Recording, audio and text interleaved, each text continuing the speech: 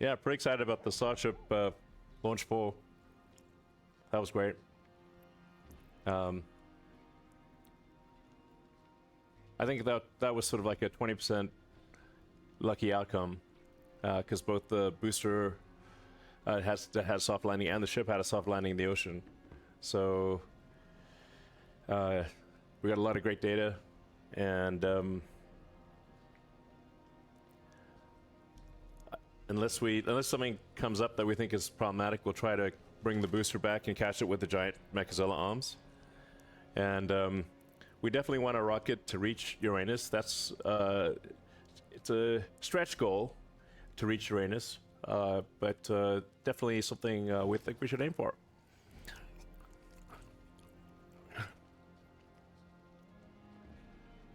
Yeah, the catch. The tower is actually taller than Mechazilla from the movie.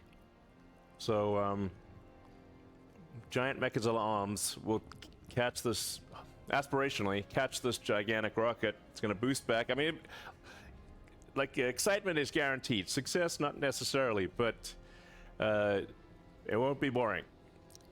So, that's going to be an epic sight. Giant robot arms catch giant rocket. Starship is the largest flying object of any kind. It's 5,000 tons at liftoff. Body diameter is 9 meters, or roughly 30 feet. And it's going to get taller with newer versions. So it's an insanely gigantic thing.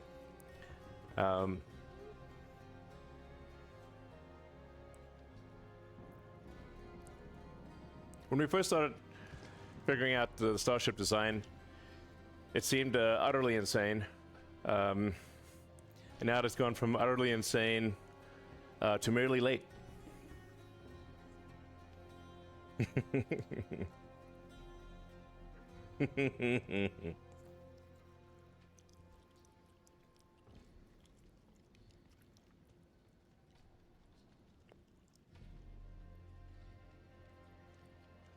Next launch, hopefully. Next launch, Starship launch is probably in about a month. We have to take. We're going to replace the whole heat shield on the ship. So the new heat shield tile is about twice as strong as the ones that were on the last flight. So and we want to put an ablative secondary structure, like basically ablative protection behind the tiles, so that if a tile cracks or comes loose, it doesn't cook the rocket. It's pretty incredible that the rocket, that the ship made it all the way to the ocean, despite the right front flap getting cooked very hard. It was kind of like a skeleton hand. But I made it. But on the next flight, we want to not have the tiles fly off and have a skeleton flap. So the new tiles will, like I said, about twice as strong, or hopefully half as likely to crack or come off. And we're gonna put a, like I said, secondary ablative material below the tiles, so that if a tile does crack or come off, it's got a good shot of returning. We ran 2 experiments with tiles on this flight, which people may have noticed, because they sort of why there's some missing tiles on this last flight. They were intentionally missing because we were testing the secondary heat shield material, which is like a silicone felt ablative. It's not good for reuse, but it's good for saving your butt if a tile cracks or falls off. Very tricky to put these tiles, have them work well, because the tiles are ceramics. They're like a coffee cup or a dinner plate. So you got a whole bunch of dinner plates stuck on the side of a rocket that is shaking like hell. And it's shrinking cryogenically with the propellant, and then expanding under pressure, and then you've got the the tiles expanding when they get hot. So there's a lot of expansion and contraction happening while trying to keep all these brittle tiles from cracking or falling off. It's a tricky problem. No one has ever actually succeeded in making a reusable orbital heat shield. The shuttle heat shield took, I think, 9 months, 1,000 people, a massive amount of work between flights. So I wouldn't characterize that as reusable in a meaningful way. And we're aiming for full reusability. So the ship comes back, gets caught by the Mechazilla arms, and is then placed back on top of a booster for immediate reflight. That's the goal.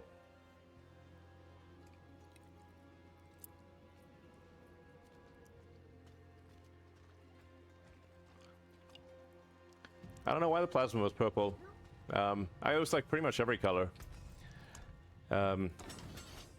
Now, we were burning things, so probably I don't think all those colors should be there if we're not burning things.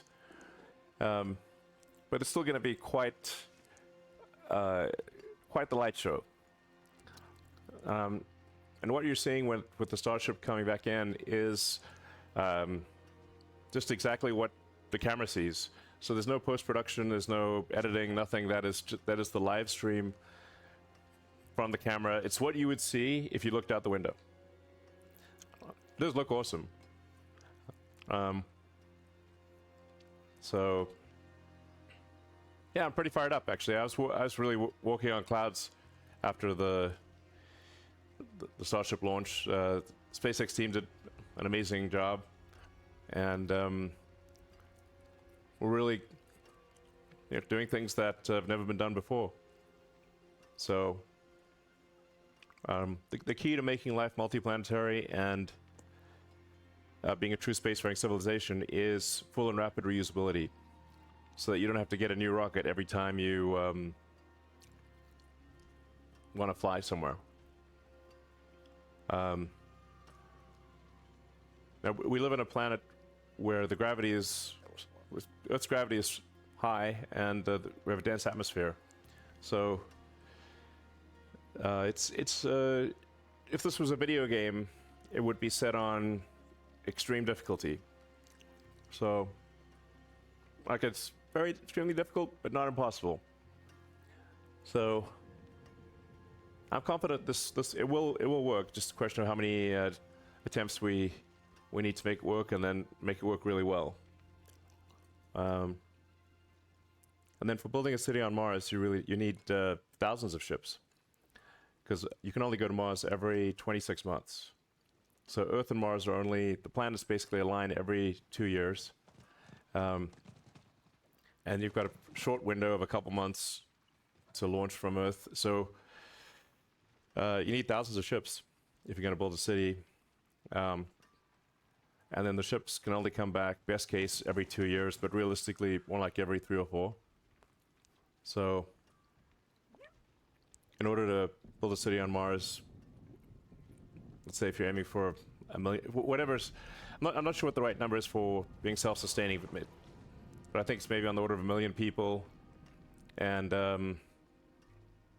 maybe 10 million tons of cargo to build up the infrastructure necessary to be self-sustaining. The critical threshold to pass, which some people would call it like the Fermi filter, sort of after Enrico Fermi. The threshold is get Mars to the point where if the ships from Earth stop coming for any reason, that the Mars city does not die out. So you could have everything except for one little thing that you're missing, and then if those resupply ships stop coming, it's game over. So we need to get to the point where Mars can survive even if those ships stop coming, whether civilization ends with a bang or a whimper.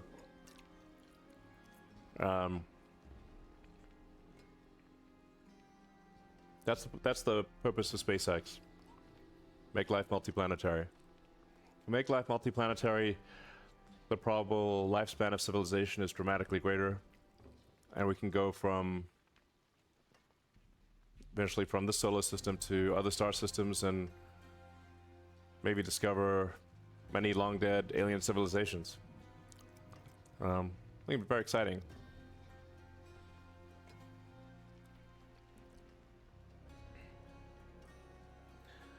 How long till we get the first city on Mars? So we're trying to speed run Mars. Speed run making Mars self-sustaining. That's the goal. So can we make Mars self-sustaining while civilization has a high enough tech level to keep sending ships to Mars?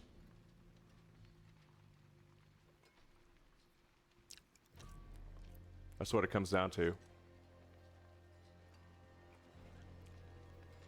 I think it can be done in 20 to 30 years.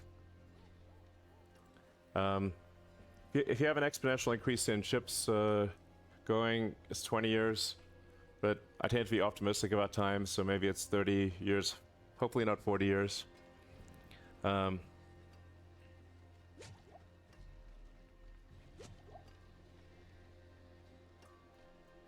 Yeah.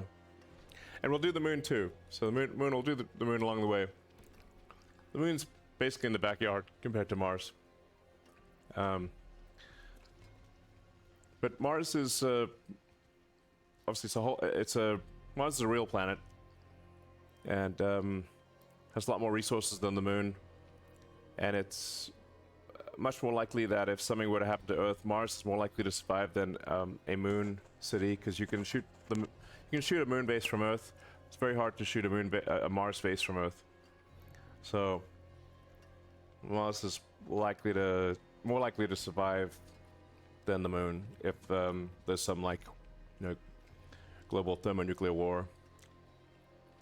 Like Stephen Hawking, his estimate when I talked to him many years ago was that he thought there's like roughly a 1% chance of civilization ending in any given century. So, and it's wild to think that Earth has been around for 4.5 billion years. And this is the first time in 4.5 billion years that it has been possible to extend life beyond Earth. That window may be open for a long time or a short time, but I think we should assume, to be safe, that it will only be open for a short time. So we gotta hustle.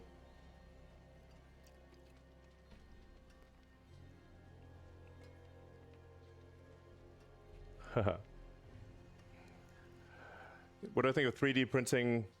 So SpaceX, I think, has the most advanced 3D metal printing capabilities in the world. If there's someone more advanced, we just don't know who they are, but I'm pretty confident we've got the most advanced 3D metal printing. Many of the Raptor engine parts are 3D metal printed. Now, I don't recommend trying to print the whole rocket. That's you'd need a ridiculously gigantic printer for that. And metal printing consists of millions of metal dust and millions of laser welds. So I don't think it makes sense to try to print the primary structure. And even for the Raptor rocket parts, 3D metal printing is slow and expensive compared to casting or machining. So it's debatable, actually. We actually want to print fewer things, not more things. If you have a part that has complex geometry with a lot of internal flow circuits, that's something that's very difficult to cast, like a turbo pump housing. That's where printing has is potentially the winner. But generally, I try to print the least amount of stuff possible. So yeah, for anyone that's just joining, this is a test of X streaming and a test of Starlink. So this connection is over Starlink. So these are photons flying through space, then back to the ground, and then to you. And boring machines, yeah, we'll have boring machines on the moon and Mars. I mean, anything that can be underground, you want it to be underground, because shielded from radiation, it's insulated from temperature changes. So there's going to be probably a lot of hobbit holes on Mars and the moon.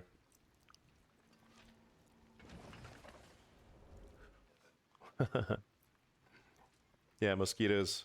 We managed to actually tackle the mosquitoes for parts of Starbase, but man, mosquitoes they're a difficult beast to battle. And yeah, you'll be able to play video games with Neuralink. You may have seen Nolan, who's the first Neuralink patient. After he got the Neuralink, he spent all night playing Civilization, which is awesome. That's exactly what I'd do if I were him. Yeah, Proofrock will make habitats. Yeah, and you can bring your dogs to Mars. What's the painting above? That is an old Apollo painting. There will probably be a lot of Optimus bots on Mars. You don't need to terraform Mars to make it self-sustaining. Over time, you could terraform Mars and make it be like Earth, but that'll take a while, even if you take the fast path. So I think the right move is to get the city on Mars to be self-sustaining as quickly as possible, so as to secure the long-term future of consciousness and life as we know it, and thereafter work on terraforming.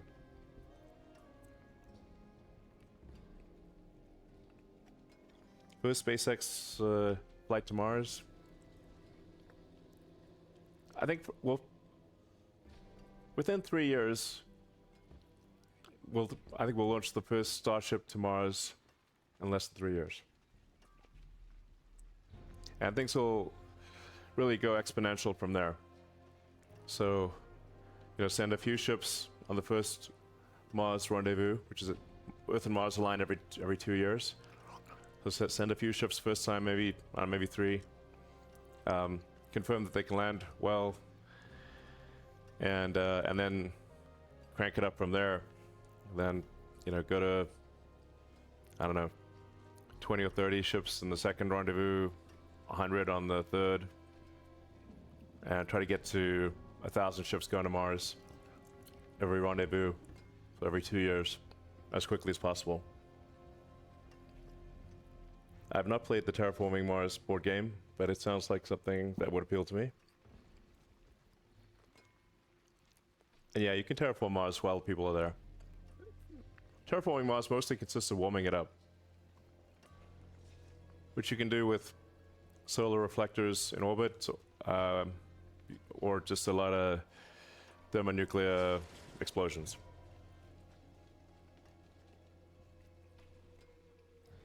And yeah, we'll send Starlink satellites to Mars too, so Mars will have great internet. Now, Mars is anywhere from 4 to roughly 20 light minutes away, so you won't be able to do anything real time on Mars, but texting, emails, and whatnot will work, and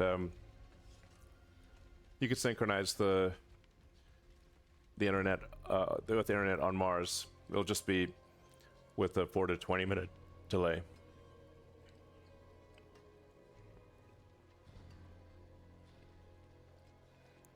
We're still waiting for Starlink approval in Turkey, so I don't know what the timing on that is. But we're now at, I think, 100. Starlink is now approved in 100 countries in the world.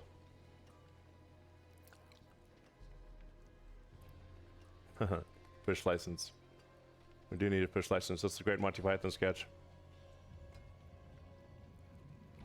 You could terraform Mars. Depends on how adventurous you want to be for terraforming Mars. If you really want to go super fast, I don't know, maybe you could do it in less than 100 years.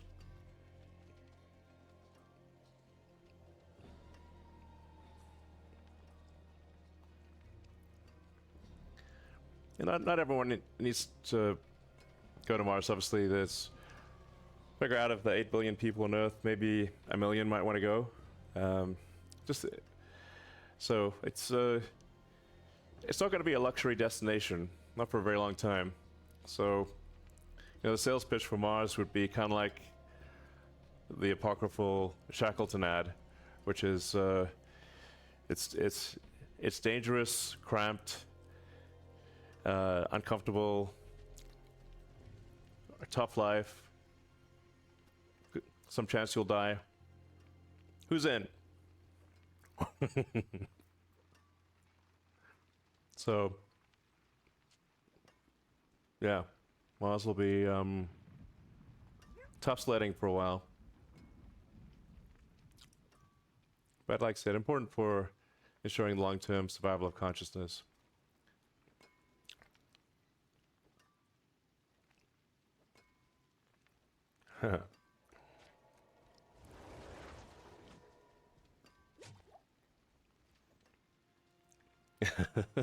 See, there's at least some number of people that are willing to go on a dangerous expedition in cramped conditions in a relatively tiny metal can. It'll be a fun adventure if you live.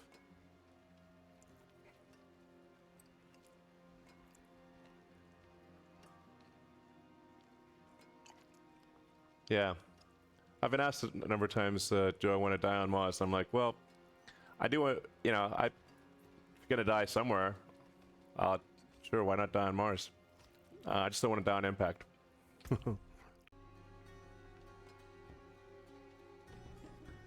Well, we'll see. I think Megazilla's got a decent chance of catching the rocket. Probably, I don't know, 50% chance. But the booster will come back. It'll have an impact point that's out to sea, so it'll have to steer itself towards the tower with the catch arms, and if anything if the booster detects that anything's wrong, it'll suicide itself into the ocean. If things are looking good, it'll steer over to the tower, and the arms should be able to grab it. And just like Falcon 9 landings, so it took quite a few attempts before it worked. I think it was like 14 attempts all in, depending on how you count it. And now it's, you know, knock on wood, it's somewhat routine that the Falcon 9 booster lands.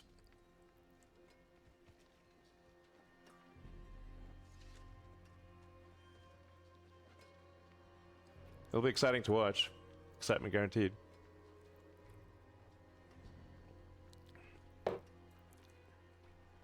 The tower won't. I think that we'll be able to make the tower robust to, you know, thousands of landings. And we do have a satellite, interesting satellite program with UC Berkeley and Seoul Perlmutter, where Seoul wants to take a ground telescope, a lens for a ground telescope, and put that in space, which would be, well, that ground lens wouldn't be competitive on Earth. In space, it would be epic. So to be combining that lens with more advanced electronics, it probably is roughly 10. It would probably be roughly 10 times the resolution of Hubble.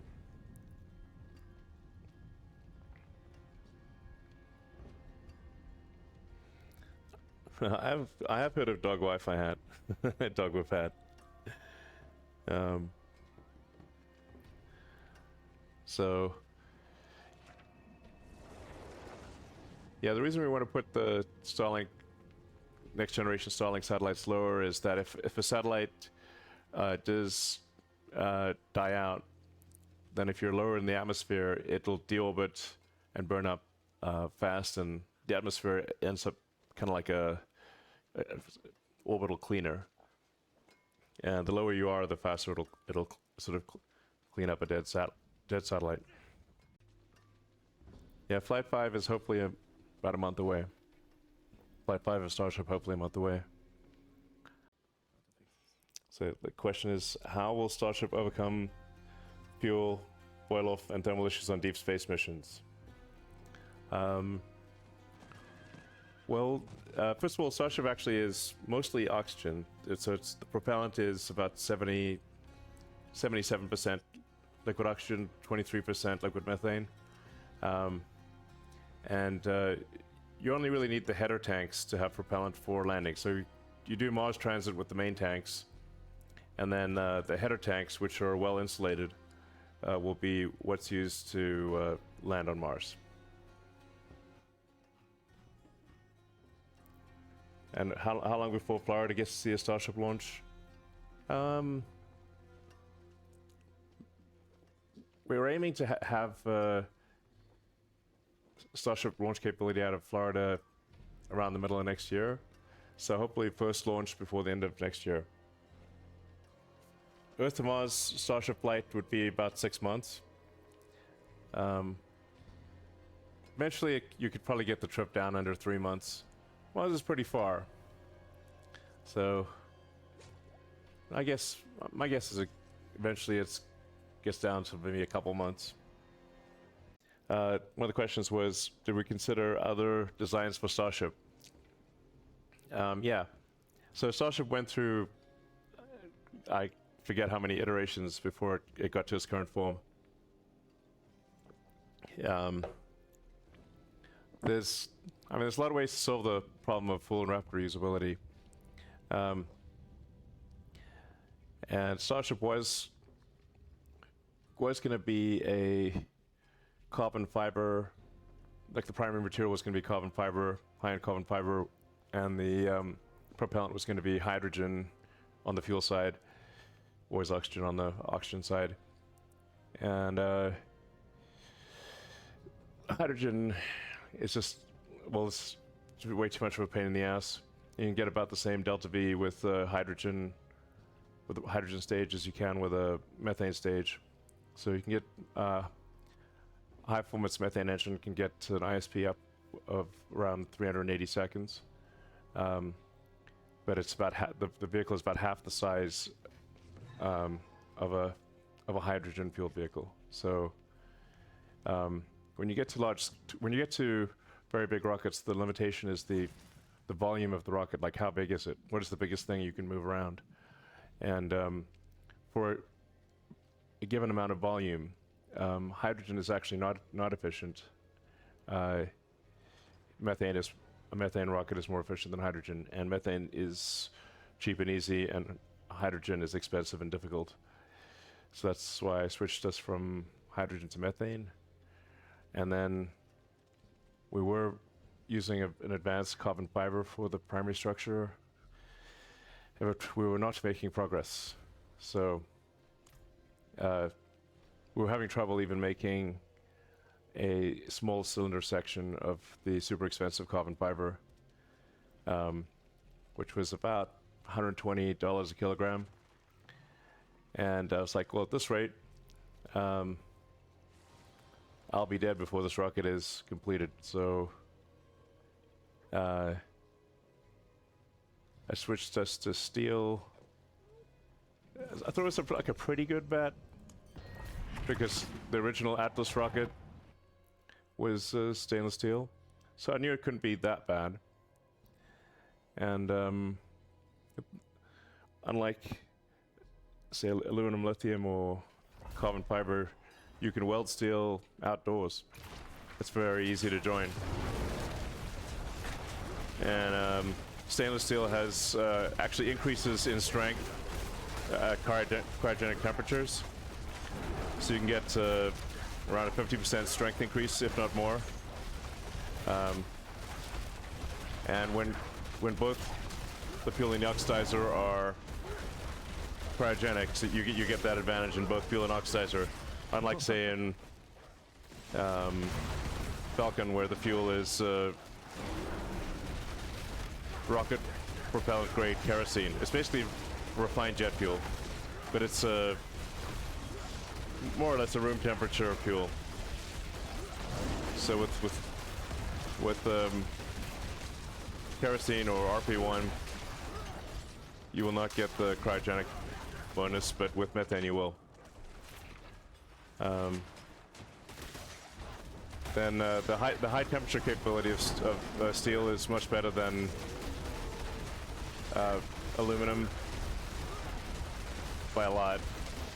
And when you have a reusable rocket, you're coming in very hot. So you need something that can handle the heat. So with the steel structure, you actually don't need any heat shielding on the leeward side, and you need a much lighter heat shield on the windward or hot side. So it turned out that steel was not just the cheapest and fastest way, but it was also the lightest, somewhat counterintuitively the lightest material. So it doesn't sound like it should be the lightest, but all things considered, it is.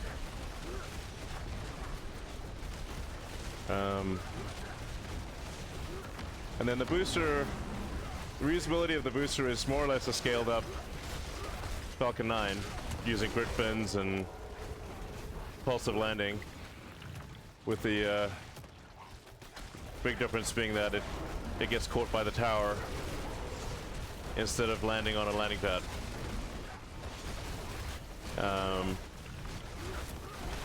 Now it'll probably take us it will take us a while to perfect catching a giant rocket out of the air with Mechazilla arms. But once that is solved, it will be much better than having landing legs. So, and then the ship's a sort of a strange thing, because it sort of looks like an airplane in that it's got these flaps, but it's really just trying to brake the entire time. So when it's coming back in, airplanes are trying to maximize their lift and minimize their drag, but the ship portion of Starship is trying to maximize its drag. It's just trying to be a giant brake pad. So it's trying to slow down the entire, get from about Mach 23 or so, or depending on what orbit it's coming back in from, Mach 23 to 27, let's say, to try to get subsonic and then just float down like someone falling. Like, the way to imagine how the ship portion handles itself is like a skydiver. So those flaps are like the arms and legs of a skydiver. And it's falling belly first. And just moving its flaps like you'd move your arms and legs if you were falling. And then it lights the engines and turns around and goes vertical and lands. Which we've already tested that portion of it, so we know that works. You can see the videos online if you're interested. Man, rocket science and video games. Yeah, exactly. Rocket science and video games. Pretty much. Great.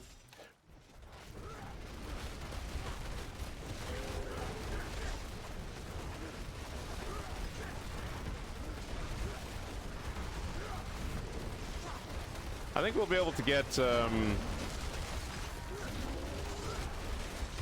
Starship.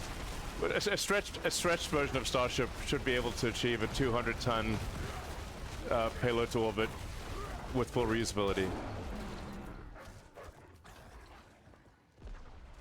A lot of work between here and there, but that's what you run the physics on it.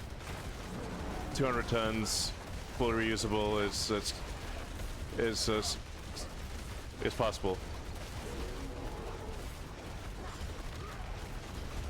And then the booster comes back very fast, especially as we increase the thrust on the booster. The booster will come back and land in about 5 minutes. Maybe 6 minutes, depending on how much thrust it... But at high thrust levels, probably 5 minutes from rocket liftoff to the booster coming back and landing. So, very fast. Let's make the last pull. The ship needs to go around the Earth. And you need the ground track to line up with your launch pad. So, depending upon what orbital inclination you go for, it's anywhere from the ship will come back in anywhere from an hour and a half to half a day.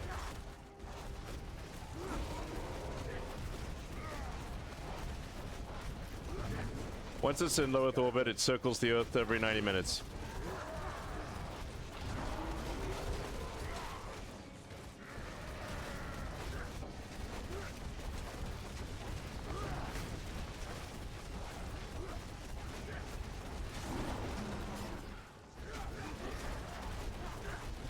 This one is gonna be a close one. This guy's pretty tanky.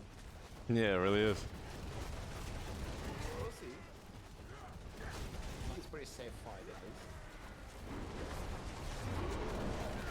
I think you said something like, if Earth gravity was 10% lower, it would be easy mode, pretty much. Yeah, And if it was 10% higher, it would be completely impossible or something. yeah. Maybe not completely impossible. If it was 20% higher, we would not know how to solve it. So it's very non-linear. Yeah, even a small increase in Earth gravity would make it almost basically impossible. Yes, we got pretty lucky then. Yeah, exactly. It's like if a video game was set to super hard but not impossible. Yep. It's just beatable. Just barely. We gotta work very hard.